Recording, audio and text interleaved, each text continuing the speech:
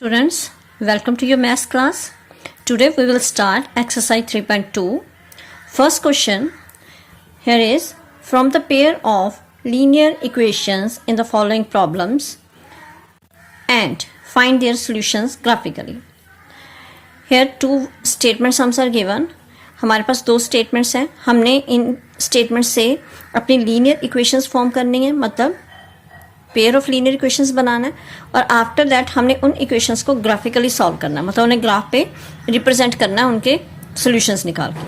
Now first statement is 10 students of class 10 took part in a mathematics quiz.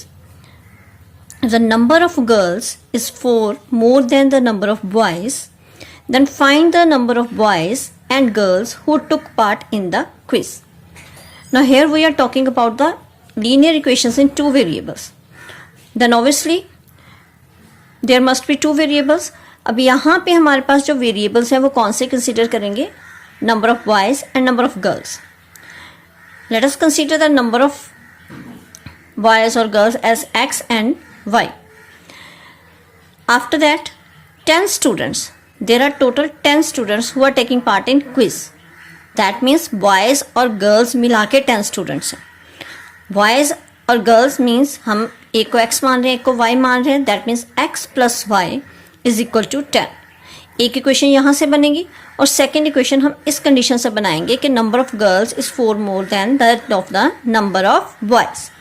Now see let us start. First of all let us assume the number of boys and number of girls. Okay, I have assumed here. Let the number of girls is equal to x and number of boys is equal to y. So here in first situation they are saying that total 10 students are taking part in the quiz. 10 students ने part लिया है, that means वो girls और boys मिला के 10 हुए. So according to question girls plus boys they are total 10.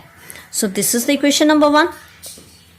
And second situation is here that number of girls 4 more than number of boys. Girls boys से counting में 4 ज़्यादा है, मतलब अगर हम गर्ल्स को काउंट करते हैं तो उनकी जो काउंटिंग है वो बॉयज़ के कंपैरेटिवली उससे 4 ज़्यादा हो गई.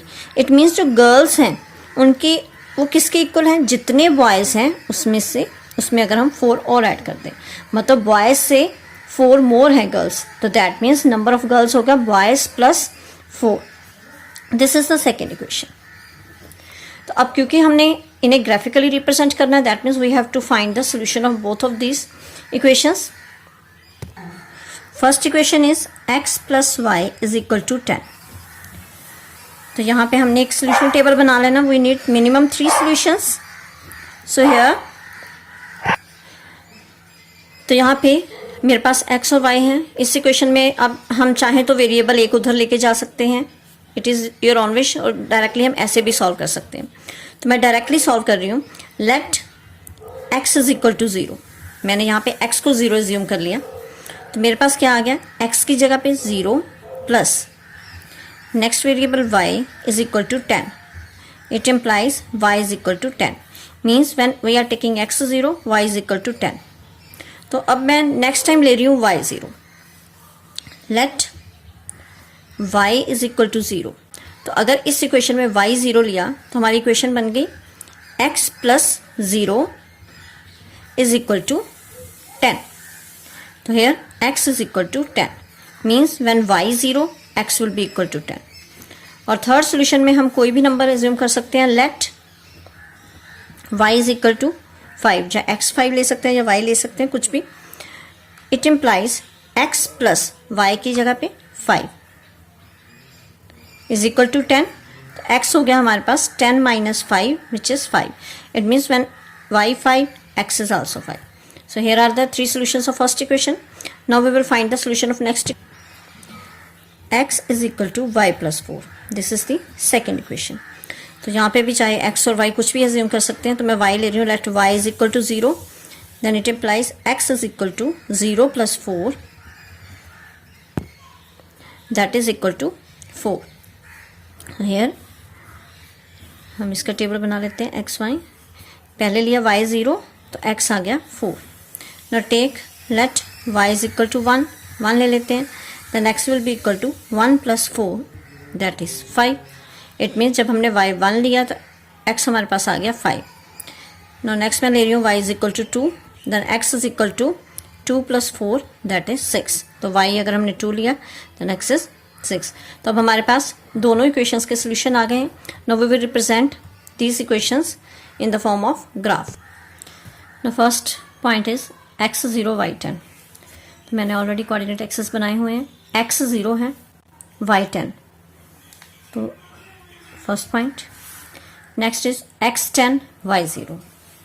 Now x axis पे 10, y0, here it comes. Then x5 and y5. x here is it is 5 और y5 हमारे पास यहाँ पे आएगा. It is the one. Join these points. We get a straight line. Now second, we are having points x4 y0, x4 y0, then x5 y1, x5 y1, x6 y2, 6 2. Now join these 3 points.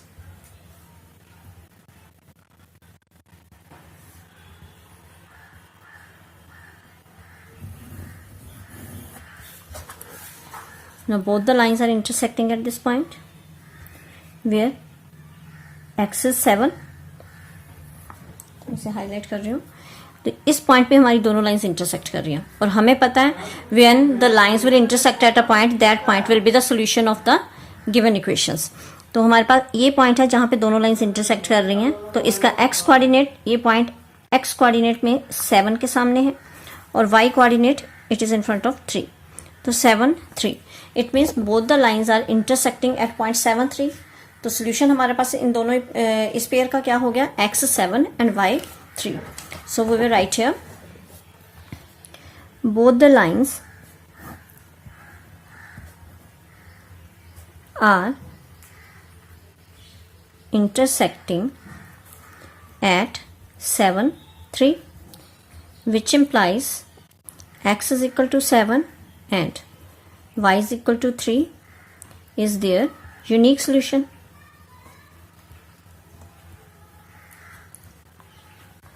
और question में हमारे पास से क्या पूछा गया था, find the number of boys and girls. तो हमारे पास x की वैल्यू आ गई 7, y की वैल्यू आ गई 3. हम अपनी एजम्पशन पे चलते हैं. हमारी एजम्पशन में क्या है, x हमने मानी थी गर्ल्स और y माने थे बॉयज. इट मीन्स जो x की वैल्यू है that is 7. It means number of girls is equal to 7 and number of boys y है, number of boys is 3. So this is the final answer. Now, second question is 5 pencils and 7 pens together cost rupees 50. 5 pencils और 7 pens की मिला के cost बन रही है 50. Whereas 7 pencils and 5 pens, 7 pencils and 5 pens together cost rupees 46. Their cost is 46. Find the cost of one pencil, that of one pen. We have to find the price of one pencil and one pen. तो जो चीज़ हमने find करनी है हम उसे assume कर लेते हैं. Let us consider that cost of one pencil is x and cost of one pen is y. Now make the equations. See, let cost of one pencil is rupees x, cost of one pen is rupees y. Now according to question, in first situation they are buying 5 pencil and 7 pens. If cost of one pencil is rupees x, then cost of 5 pencils is 5x plus cost of one pen is rupees y, then cost of 7 pens is 7y. So the total of their cost is rupees 50 in first situation, and in second situation they are buying 7 pencils and 5 pens. So cost of 7 pencils is 7 into x and cost of 5 pens is 5 into y, and their total cost is rupees 46.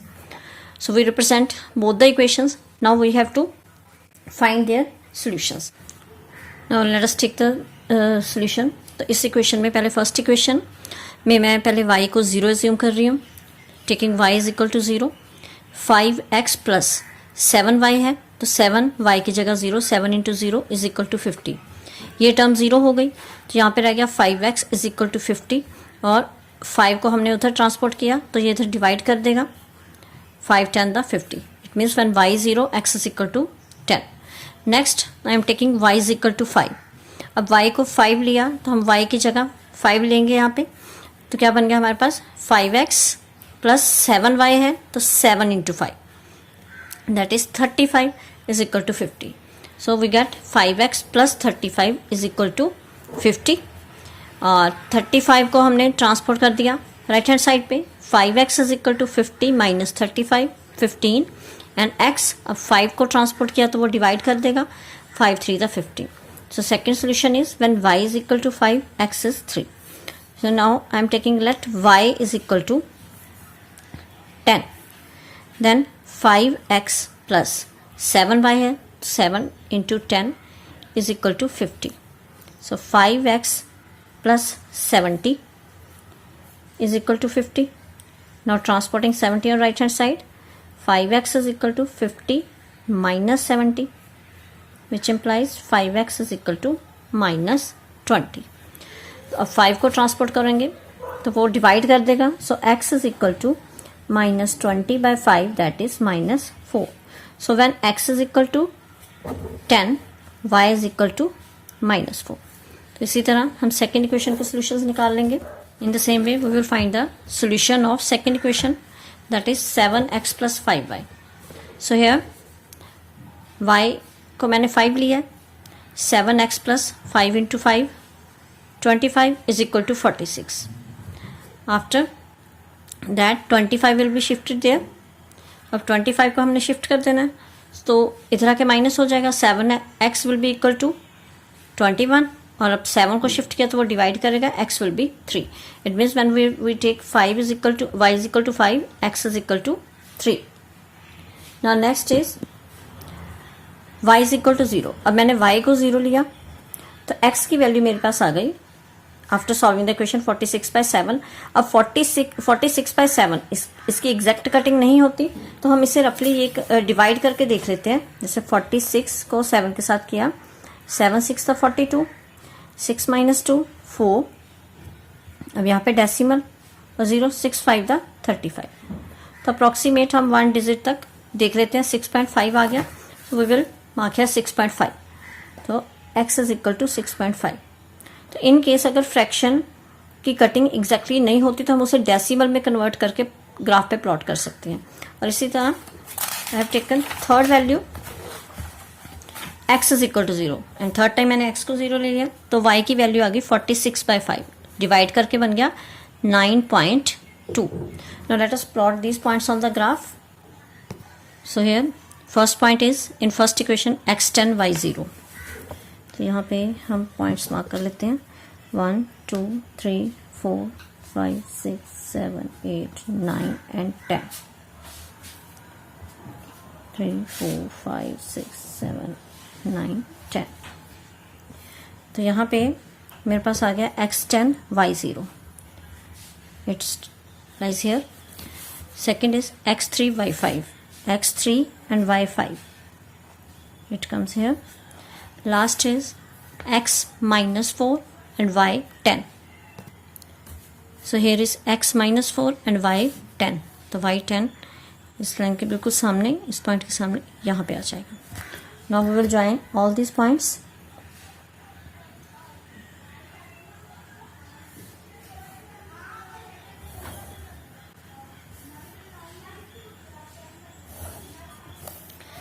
Now in second equation the points are x3 y5, x3 y5 same point है. Then x 6.5 and y0. अब x 6.5 कहाँ पे होगा? हमारे पास 6 और 7 के बीच 10 lines हैं तो हमने हर एक लाइन को 6, फर्स्ट लाइन 6.1, 6.2, 6.3, 6.4, 6.5. तो x 6.5 y0. Next time x 0 y 9.2. x 0 यहाँ पे है और y 9.2, 9 से 2 पॉइंट्स आ गए.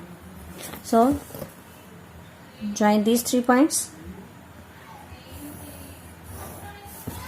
Now in this case both the lines are intersecting at point 3, 5. तो दैट मीन जिस पॉइंट पे दोनों लाइंस इंटरसेक्ट कर रही हैं वो इन दोनों लाइंस का क्या हो गया, सोल्यूशन. सो यहाँ पे we will write now both the lines are intersecting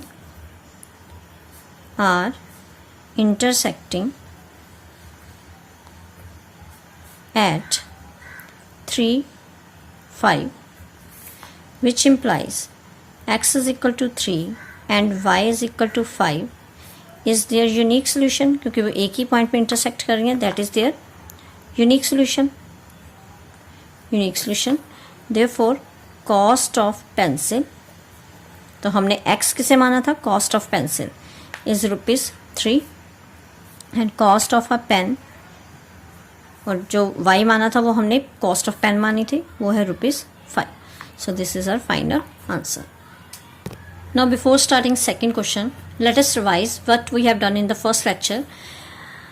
We have done that अगर दो लीनियर इक्वेशंस दी गई हैं वेरिएबल्स में, तो उनके कोफिशिएंट्स की रेशियो की हेल्प से हम कैसे बता सकते हैं, मतलब विदाउट ग्राफ प्लॉट किए हम कैसे बता सकते हैं कि लाइंस इंटरसेक्टिंग है, पैरेलल हैं, या कोइंसिडेंट है, या उनका यूनिक सोल्यूशन है, नो सोल्यूशन है, या मैनी सोल्यूशंस है, या कंसिस्टेंसी या इनकंसिस्टेंसी बता सकते हैं. तो उसके लिए हमने क्या किया था, हमने x के कोफिशिएंट, y के कोफिशिएंट्स और कांस्टेंट टर्म तीनों की रेशियो लेनी है. अगर तो पहली दोनों रेशियोज के डिफरेंट आंसर बन रहे हैं तो इट मीन्स अगर लाइंस पूछी गई हैं कैसी बनी है तो हम बताएंगे इंटरसेक्टिंग लाइंस हैं. सोल्यूशन पूछा गया तो हम कहेंगे यूनिक सोल्यूशन है. नेचर पूछी गई है तो हम कहेंगे कंसिस्टेंट. बाय मिस्टेक मैंने उस दिन लाइंस जिस फॉर्म में बनती है उनको उनकी नेचर कह दिया था. असल में नेचर जो लाइंस की होती है वो कंसिस्टेंसी और इनकंसिस्टेंसी होती है. So that is the nature. यहाँ पे हमारे पास होता है कि लाइन किस फॉर्म में बन रही है. सेकेंड केस था कि अगर फर्स्ट 2 रेशियोज के आंसर बिल्कुल सेम है बट थर्ड रेशियो डिफरेंट है, that will be the case of parallel lines. Solution की बात की जाए, it is a case of no solution and these lines are inconsistent. And third one was all these ratios are equal. A1 by A2 is equal to B1 by B2 is equal to C1 by C2. It means these are coincident lines. Or if we are talking about their solutions, they have infinite many solutions. And if we are talking about their nature, then that pair of equations is consistent. So next questions are totally based upon these ratios. Now let us start second question. On comparing the ratios A1 by A2, B1 by B2 and C1 by C2, find out whether the lines representing the following pairs of linear equations intersect, parallel और coincident. मतलब हमने बताना है कि ratios को find करके हमने बताना है कि क्या वो लाइंस इंटरसेक्टिंग हैं, क्या जहाँ पैरेलल है या कोइंसिडेंट है. No in first question equations are 5x minus 4y plus 8 is equal to 0, 7x plus 6y minus 9 is equal to 0. From first equation we will take a1, b1 and c1. a1 is coefficient of x, b1 is coefficient of y and c1 is constant. So a1 is 5, b1 is minus 4. अगर negative है तो negative sign साथ में रहेगा. c1 is 8. Similarly in second equation we will take a2, b2 and c2. So a2 is 7, b2 is 6 and c2 is minus 9. Now next step is to find their ratios. a1 over a2. a1 is 5 over 7.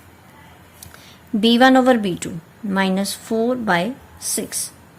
Then c1 over c2 8 by minus 9. If cutting is possible, we will do the cutting. So हमारे पास है a1 over a2 5 by 7 और b1 over b2 minus 2 by 3. हमारे पास ratios हैं. तो अगर हम compare करें 5 by 7 and minus 2 by 3 both are different, means a1 over a2 is not equal to b1 over b2. Now if we match this result with our table, अगर हम इस table के साथ मैच करें तो हमारे पास ये पूछा गया कि लाइंस कैसी बननी है, मतलब इन तीनों स्टेटमेंट में से एक आंसर हमने बताना है. अब मेरे पास पहली दोनों रेशियोज डिफरेंट आ गई तो this is the first case. That is the case of intersecting lines. तो दैट मीन्स यहाँ पे अगर A1 over A2 B1 over B2 के इक्वल नहीं है, it implies the lines are intersecting lines.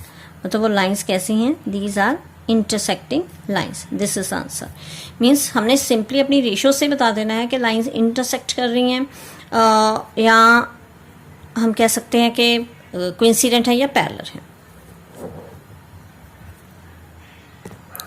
Similarly second part is equations are 9x plus 3y plus 12 is equal to 0, 18x plus 6y plus 24 is equal to 0. So I have taken out all the coefficients A1, A2, B1, B2, C1, C2. Now we will find the ratios. A1 divided by A2, it is equal to half. B1 over B2 is half. C1 over C2 is half. तो हमारे पास तीनों ratios 1/2 है. It means A1 over A2 is equal to B1 over B2 is equal to C1 over C2. तो अब तीनों ratios equal हैं. That means this is the case of coincident lines. So it means these are coincident lines. In third part we will do same. See here equations are given A1 A2 B1 B2 C1 C2 all values are there. अब यहाँ पे second equation में y के साथ कोई coefficient नहीं है. That means here is 1. It means हमारे पास B2 -1 रहेगा यहाँ पे. Now I divided A1 divided by A2 which is 3/1. अब B1 को B2 से डिवाइड किया, -3 upon -1, minus sign will cancel, 3/1. C1/C2 is 10/9. इनकी कटिंग पॉसिबल नहीं है. It means first two ratios are equal. It means A1/A2 is equal to B1/B2, but third ratio is different, not equal to C1/C2. Now this is the case of parallel lines. A1/A2 is equal to B1/B2, not equal to C1/C2. It means in this case the lines are parallel. Now question number 3 is on comparing these ratios, find out whether the following pair of linear equations are consistent or inconsistent. Now in this case we will only tell about the nature, that whether the lines are consistent or inconsistent. So we have to keep in mind that अगर intersecting lines हमें unique solution है या many solution है, then these lines will be consistent, otherwise these are inconsistent. The first equation is 3x plus 2y is equal to 5, 2x minus 3y is equal to 7. अब first equation में मेरे पास A1 B1 and C1 है, and second equation में A2 B2 C2. तो मैंने directly ratios ले ली. A1/A2 is 3/2, B1/B2 is 2 upon -3 and C1/C2 is 5/7. अब first two ratios ही डिफरेंट है. A1 over A2 not equal to B1 over B2.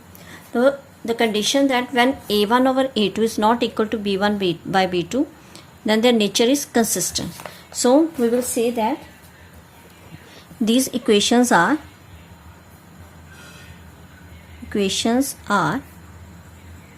consistent.